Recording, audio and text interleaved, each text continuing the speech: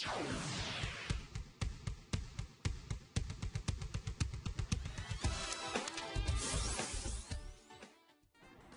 estamos de volta com o seu programa Estilo de Vida e agora nós vamos falar tudo sobre cirurgias plásticas. O Brasil é o campeão mundial em cirurgias plásticas no mundo, atingindo a marca de um pouco mais de 1 milhão, o que representa 12,9% dos 11,6 milhões de procedimentos cirúrgicos realizados só em 2013. Os dados foram divulgados no ano passado pela Sociedade Internacional de Cirurgia Plástica. E para esclarecer as principais dúvidas envolvendo este tema, nós convidamos o cirurgião plástico Herbert Lambler. Seja bem-vindo, doutor. Bom dia.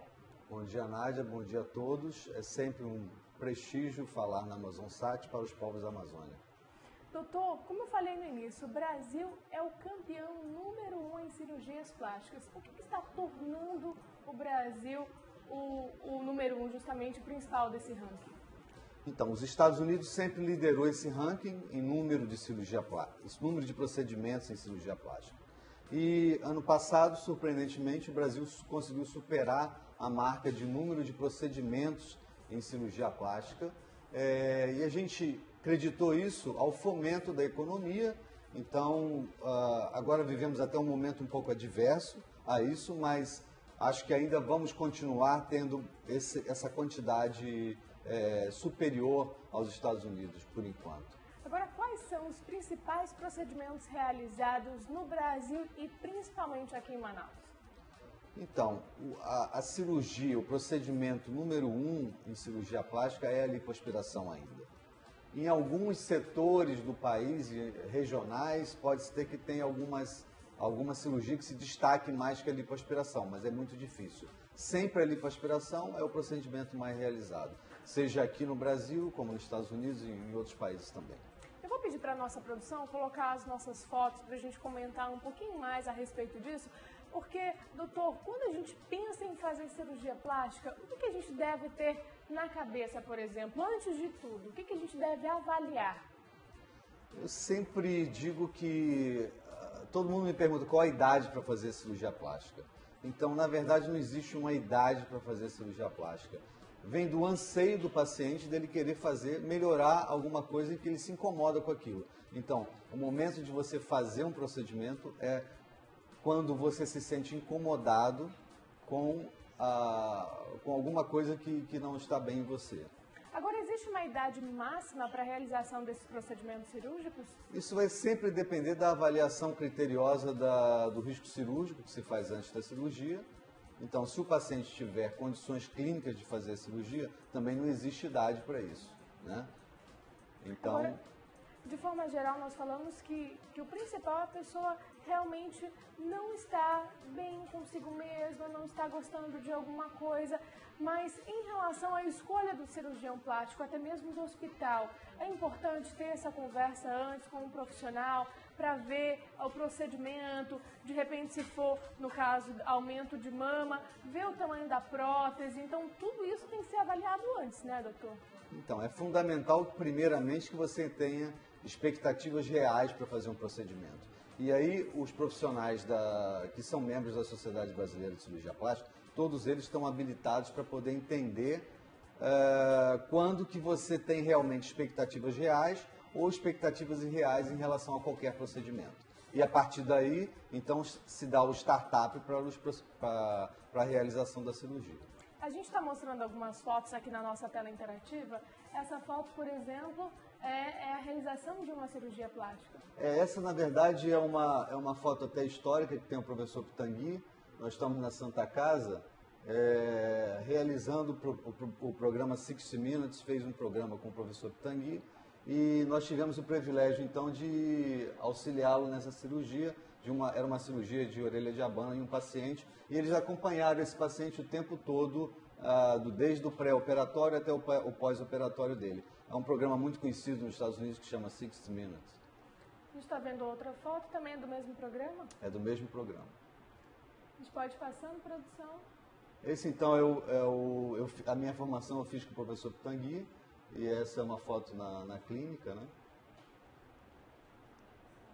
Inclusive, é interessante a gente falar que todos os anos grupos são formados por cirurgiões plásticos e viajam até a África para fazer uma espécie de mutirão, para fazer cirurgias reparadoras em soldados mutilados, né? E você participa desse grupo. Então, existem várias células que fazem isso, né? Tem o Operation Smiles, que faz para fissurados de lábio palatino, né?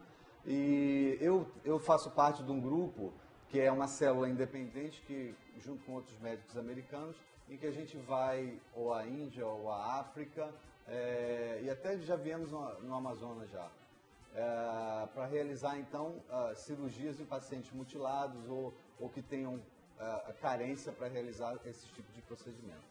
Então, cada ano a gente escolhe um país e essa célula, ela se dedica especificamente àquela região para tentar, pelo menos, diminuir um pouco as mazelas que ocorrem nessas regiões que são vitimadas, por exemplo, pelos povos de guerra, né? Doutor, da África. Quando a gente fala em cirurgia reparadora, logo vem à cabeça, por exemplo, algo ligado com a mama ou até mesmo outras partes do corpo que estão ligadas com a face. Mas o que seria a cirurgia reparadora? Então, a gente nem gosta muito no Brasil de separar a cirurgia plástica estética da cirurgia reparadora, porque a gente entende que a cirurgia plástica é como um todo. Você, quando vai fazer uma cirurgia reparadora, você está vendo também o ponto de vista estético daquele paciente.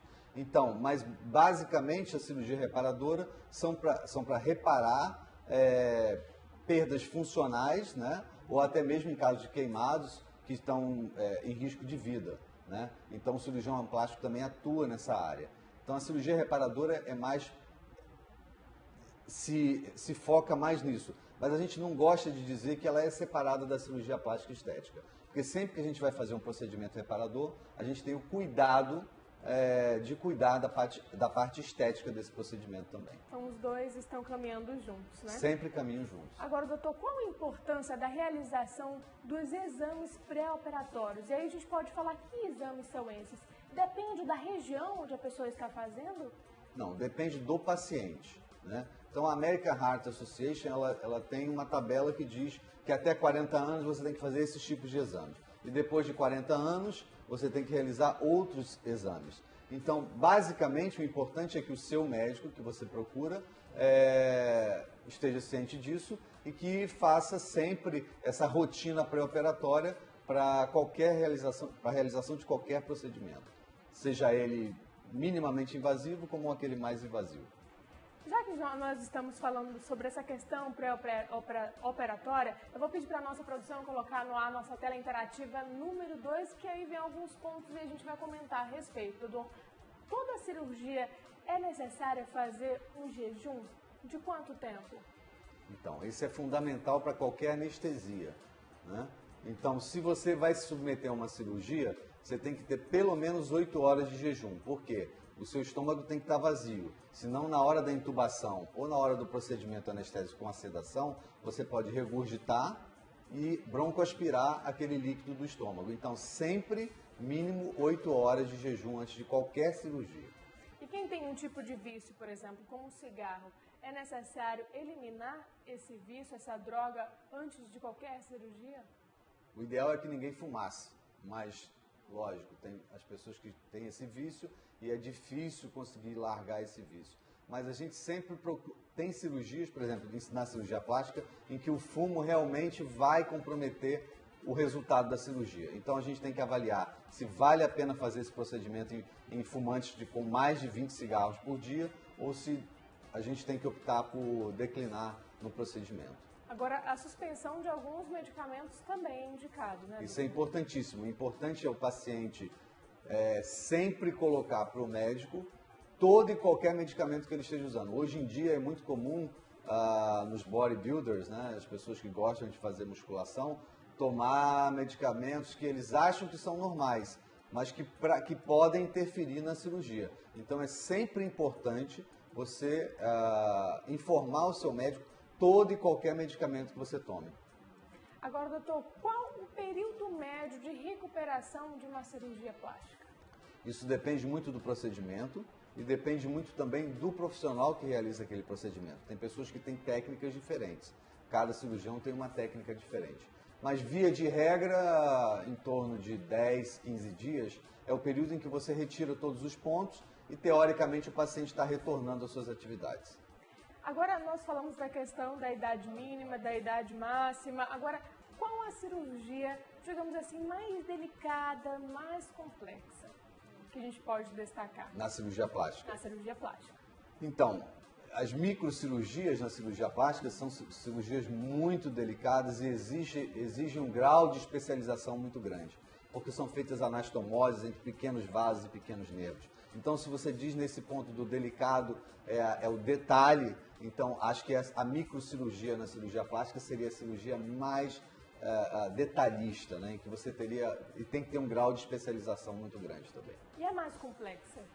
Que exige mais cuidados, que toma uma parte maior, uma região do corpo?